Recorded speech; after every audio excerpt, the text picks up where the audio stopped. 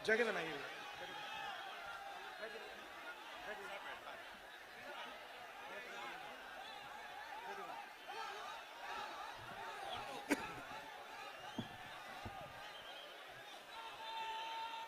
नमस्कार।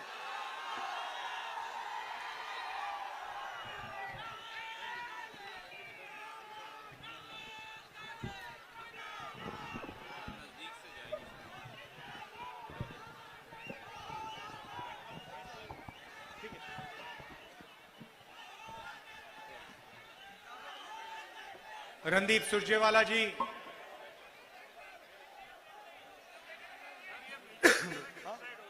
बैठ जाइए, हो जाएगा, सब बढ़िया होगा। रावत जी, बाला बच्चन जी,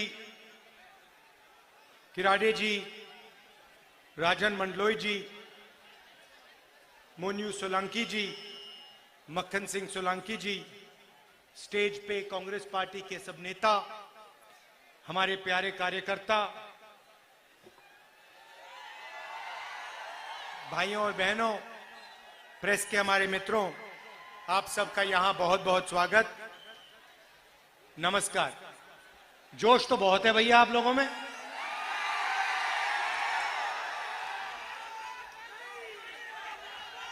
अच्छा, मैं एक बात समझना चाहता हूं। कन्याकुमारी से मैं कश्मीर चला और रास्ते पे हजारों लाखों युवाओं से मैंने बात की। रास्ते पे मुझे जब भी मैं किसी से पूछता था क्या कर रहे हो, मुझे जवाब मिलता था हम बेरोजगार हैं। तो मैं शुरुआत में ये समझना चाहता हूं, यहां पे जो युवा आए हैं, आप में से बेरोजगार कितने लोग हो? हाथ उठा के दिखाओ।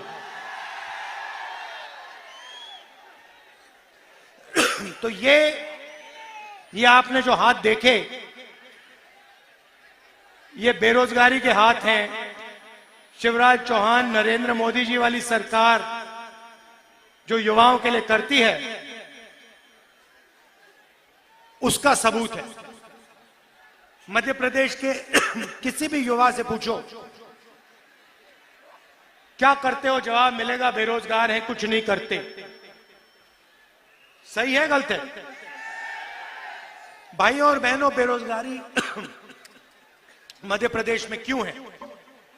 क्योंकि मध्य प्रदेश की सरकार और दिल्ली की सरकार सिर्फ बड़े उद्योगपतियों को मदद करती है। रोजगार कहां से आता है? छोटे व्यापारी, स्मॉल और मीडियम बिजनेस, छोटे उद्योग, छोटे दुकानदार, ये लोग प्रदेश को और देश को रोजगार देते हैं। और जीएसटी के कारण, नोटबंदी के कारण जो छोटे व्यापारी हैं, छोटे उद्योग हैं, स्मॉल और मीडियम बिजनेस वाले हैं, वो सारे के सारे बीजेपी की सरकारों ने बंद कर दिए। तो सच्चाई आज ये है कि मध्य प्रदेश में युवाओं को रोजगार नहीं मिल सकता। यहां पे आपको गैस सिलेंडर कितने का मिलता है? कितने का? 1200। भैया सवाल पूछना चाहता हूं, छत्तीसगढ़ में 500 का क्यों मिल रहा है? अगर यहां पे 1200 का मिल रहा है, छत्तीसगढ़ में 500 का क्यों मिल रहा है? क्योंकि वहां कांग्रेस की सरकार है, यहां बीजेपी की सरकार है।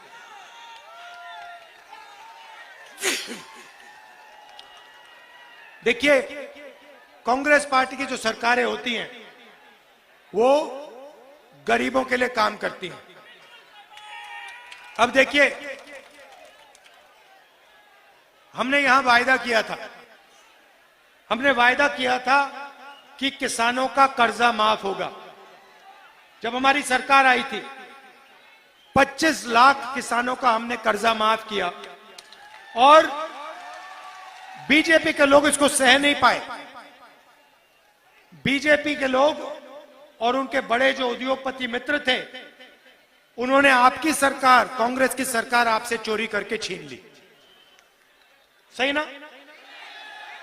आपकी सरकार नहीं चलने दी आपके आपने जो कांग्रेस पार्टी के विधायक जो चुने थे, उनको चोरी करके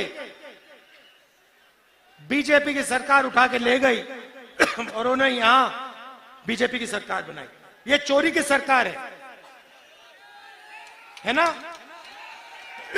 ये आपने जो कहा था, आपने कहा था कांग्रेस पार्टी की सरकार होनी चाहिए और आपने कांग्रेस पार्टी को चुनाव जिताया और बीजेपी और उनके जो उद्योगपति बड़े बड़े दोस्त हैं, उन्होंने आपकी सरकार आपसे चोरी की, विधायकों को पैसा देकर उन्होंने सरकार तोड़ी। बस अब देखिए एक और, मैं थोड़ा पानी देना।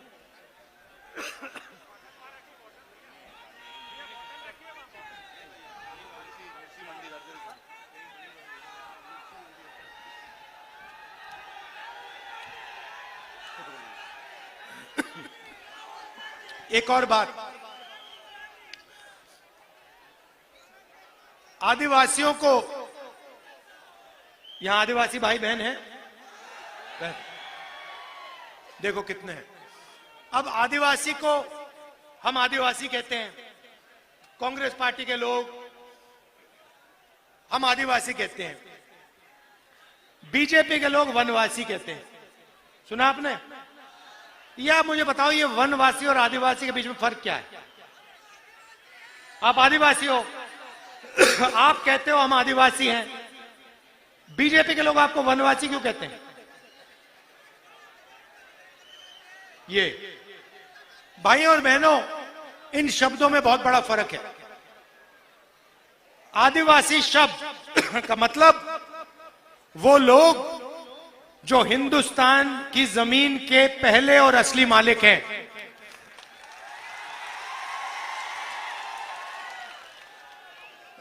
हम आपको आदिवासी इसलिए कहलाते हैं क्योंकि हम जानते हैं कि सबसे पहले आप इस जमीन के मालिक थे और इस जमीन का हक, इस जमीन का अधिकार आपका है, आपका बनता है। और इसलिए हम पैसा कानून लाए, अधिकारी बिल लाए, आदिवासी बिल लाए, जमीन अधिकरण बिल लाए और आपके जो ग्राम सभाएं हैं उनको हमने शक्ति दी, पावर दी। बीजेपी आपको वनवासी कहती है, इसके पीछे उनकी सोच है। वनवासी का मतलब वो लोग जो जंगल में रहते हैं। पता नहीं आपने देखा या नहीं, बीजेपी का एक नेता एक आदिवासी युवा पर पेशाब कर रहा था, वीडियो वायरल हुआ, आपने देखा? आपने बीजेपी के किसी नेता को किसी जानवर पर पेशाब करते हुए देखा है? नहीं देखा। जानवर पर पेशाब करते हुए नहीं देखा, मगर आदिवासी युवा पर पेशाब करते हुए देखा और वीडियो वायरल करता है। वो इतने बेशर्म है, इनकी सोच उस वीडियो में है।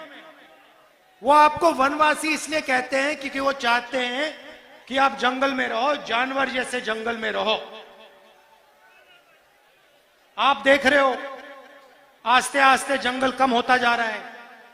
जंगल कम हो रहा है या ज्यादा? कम हो रहा है। जहां भी देखो जंगल कम होता जा रहा है। 15 साल में आपसे कहेंगे देखिए जंगल तो खत्म हो गया, आप वनवासी हो, जंगल खत्म हो गया, आपकी तो जगह ही नहीं रही, अब आप जाओ शहरों में भीख मांगो। ये उनकी सोच है। और हम कहते हैं कि आदिवासियों का कोई भी बेटा हो, बेटी हो, बड़ा सा बड़ा सपना हो उसका, इंजीनियर बनना चाहे, पायलट बनना चाहे, डॉक्टर बनना चाहे, लॉयर बनना चाहे, कुछ भी, उद्योगपति बनना चाहिए, उसकी पूरी मदद होनी चाहिए और उसका सपना पूरा होना चाहिए। यह कांग्रेस पार्टी कहती है।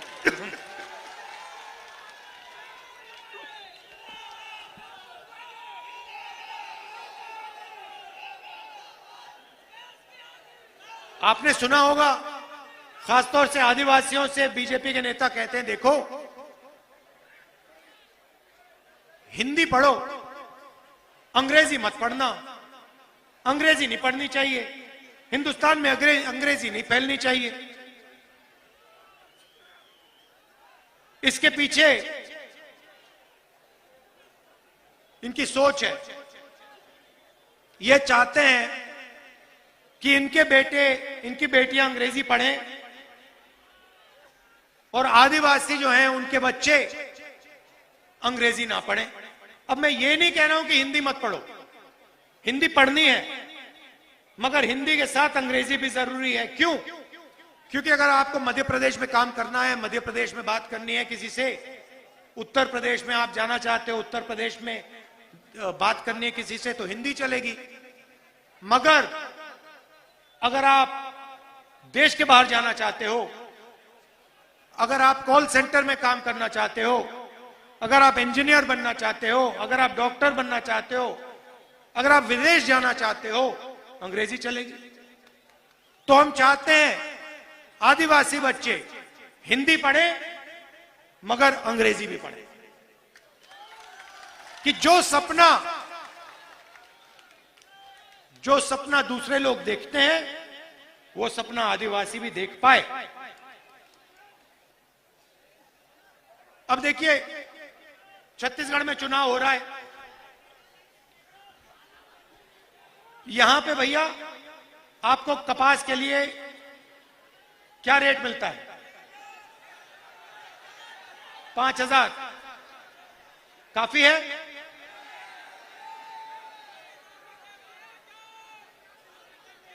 ये अब देखिए, उदाहरण देता हूं आपको।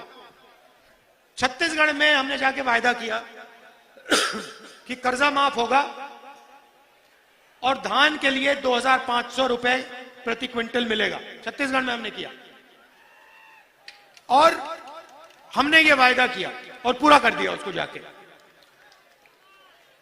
10 दिन पहले, मैं आपको बहुत अच्छी कहानी बताता हूं। 10 दिन पहले छत्तीसगढ़ में मेरा दौरा था। 15 दिन पहले किसानों से बातचीत हुई। मैंने एक किसान से पूछा, भैया बताओ आपके खेत का दाम क्या है, मतलब खेत कितने का है? मुझे कहता है, राहुल जी मुझे दाम नहीं मालूम। मैंने कहा, भाई तुम्हें दाम कैसे नहीं मालूम, तुम्हारा खेत है? मुझे जवाब देता है, राहुल जी जब से छत्तीसगढ़ की सरकार ने हमें 2,500 रुपए प्रति क्विंटल धान के लिए दिया है, तब से यहां पे कोई किसान अपना खेत नहीं बेचना चाहता। मैं नहीं जानना चाहता कितने का है, क्योंकि मैं इसको कभी बेचूंगा ही नहीं, मेरा तो पैसा बन रहा है। पहले बीजेपी की सरकार थी, मैं कर्जे में था, सही रेट नहीं मिलता था, आत्महत्या की सोचता था। अब कांग्रेस पार्टी की सरकार है, मैं इस खेत को कभी नहीं बेचूंगा। मुझे आप सही दाम दे रहे हो छत्तीसगढ़ में धान के लिए आज 3,200 रुपए मिलता है, गारंटी कम से कम 3,200 रुपए धान के लिए छत्तीसगढ़ में मिलता है। हुआ क्या? किसान के जेब में हमने पैसा डाला। अच्छा, वहां पे जो मजदूर हैं उनको 10,000 रुपए मिलता है। वहां पे जो आदिवासी हैं, तेंदू पत्ता के लिए उनको 6,000 रुपए मिलता है एक बोरी के लिए, और 4,000 रुपए बोनस मिलता है हर साल। तो जो हमने किसानों के लिए छत्तीसगढ़ में किया, वो ही हम मध्य प्रदेश में करना चाहते हैं। क्यों? अगर किसान और मजदूर के जेब में पैसा है तो वो गांव में, कस्बों में उस पैसे को खर्च करेगा और छोटे दुकानदारों के पास जाकर छोटे दुकानदारों से चीज खरीदेगा। तो क्या होगा? अगर किसान के जेब में पैसा जाएगा, मजदूर के जेब में पैसा जाएगा, तो छोटे दुकानदार के पास भी पैसा जाएगा और पूरी की पूरी अर्थव्यवस्था चालू हो जाएगी। यह छत्तीसगढ़ में हुआ और प्रदेश बदल गया। भाइयों और बहनों, छत्तीसगढ़ में जो किसान है आत्महत्या नहीं करते हैं, मध्य प्रदेश में 18,000 किसानों ने आत्महत्या की है। 18,000। जब से कांग्रेस पार्टी की सरकार आई है, किसान आत्महत्या नहीं कर रहे हैं। यह जरूर है कि बड़े बड़े उद्योगपति इतने खुश नहीं है, वो थोड़े टेंशन लिए हैं, मगर किसान, मजदूर, छोटे दुकानदार, युवा, वो सब खुश हैं। छत्तीसगढ़ में, मध्य प्रदेश में, जैसे अभी मैंने हाथ उठवाया, आधी भीड़ ने हाथ उठा दिया, कह दिया हम बेरोजगार हैं। छत्तीसगढ़ में हम ऐसा सवाल पूछते हैं, बहुत कम हाथ उठते हैं। तो ये हम मध्य प्रदेश के किसानों के लिए, मजदूरों के लिए, आदिवासियों के लिए करना चाहते हैं। अच्छा भैया एक बात बताइए, ये मध्य प्रदेश में भ्रष्टाचार के बारे में थोड़ा बताइए मुझे। ये शिवराज सरकार कितना कमीशन लेती है? 50% कमीशन लेते हैं। अच्छा ये आपने देवेंद्र तोमर लड़का है, इसका वीडियो देखा आपने? देखा? मोदी जी ने इस पर कोई कार्रवाई की? कोई सीबीआई लगी, ईडी लगी, इनकम टैक्स लगा उस पर? यहां पे जो बच्चों को स्कूल में खाना दिया जाता है, उसका पैसा इन्होंने लूटा? मध्य प्रदेश पहला प्रदेश है जहां पे मरे हुए लोगों का इलाज होता है अस्पताल में। और सबसे बड़ा स्कैम, व्यापम स्कैम, जिसमें इन्होंने आपसे 1 करोड़ युवाओं को नुकसान पहुंचाया और 40 लोगों की मृत्यु हुई। पूरा शिक्षा का सिस्टम था, उसको रद्द कर दिया, उड़ा दिया इन लोगों ने। पटवारी एग्जाम स्कैंडल और एमबीबीएस सीट को बेचा इन लोगों ने। बेचा नहीं बेचा? तो सबसे भ्रष्ट सरकार मध्य प्रदेश की सरकार है। भाजपा सरकार, मध्य प्रदेश की सरकार नंबर 1 भ्रष्टाचार में, सबसे आगे, बेरोजगारी में सबसे आगे, महंगाई में सबसे आगे, भ्रष्टाचार में सबसे आगे। अच्छा, मोदी जी कहते हैं कि पिछड़ों की सरकार है। पिछड़ों की सरकार है। भाई और बहनों, अगर पिछड़ों की सरकार है तो नरेंद्र मोदी और शिवराज चौहान जाति जनगणना से इतना क्यों डरते हैं? जैसे ही मैं स्टेज से शब्द कहता हूं जाति जनगणना, ये कांपने लग जाते हैं। क्यों? क्योंकि वो आदिवासियों को, दलितों को, पिछड़ों को अपनी सच्ची आबादी नहीं बताना चाहते। भाई और बहनों, मध्य प्रदेश को 53 अफसर चलाते हैं। मेरे पास यहां पे आंकड़ा पड़ा हुआ है मेरे सामने, मैं बताता हूं आपको। 53 अफसर मध्य प्रदेश की सरकार को चलाते हैं। ठीक है, सरकार को एमएलए नहीं चलाते। हर बच्चा आईएएस की पढ़ाई क्यों करता है? क्योंकि वो जानता है सरकार को आईएएस के लोग चलाते हैं, आईपीएस के लोग चलाते हैं। तो 53 लोग मध्य प्रदेश की सरकार को चलाते हैं।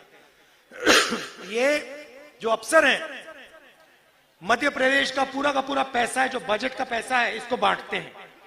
शिक्षा में कितना पैसा जाता है, आदिवासियों को कितना पैसा मिलता है, स्वास्थ्य में कितना पैसा जाता है, ये सारे के सारे निर्णय ये 53 अफसर लेते हैं। ठीक है, अब मैं आपसे सवाल पूछता हूं, 53 अफसर में से ओबीसी अफसर कितने? 53 में से भाई और बहनों एक ओबीसी अफसर है, एक। अच्छा, अगर मध्य प्रदेश की सरकार 100 रुपए खर्च करती है तो ओबीसी अफसर कितने पैसे का निर्णय लेते हैं?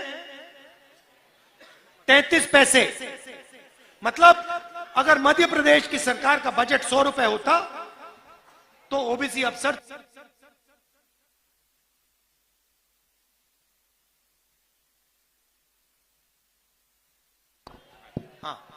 तो ओबीसी के अफसर सिर्फ 33 पैसे का निर्णय लेते हैं। मतलब ओबीसी की मध्य प्रदेश की सरकार में कोई भागीदारी नहीं है, कोई भागीदारी नहीं है। चलिए आदिवासियों की बात करते हैं। 53 अफसर में से आदिवासी अफसर कितने? शाबाश, 2 अफसर आदिवासी हैं। अच्छा, आदिवासी अफसर जो हैं वो बजट का कितना निर्णय लेते हैं?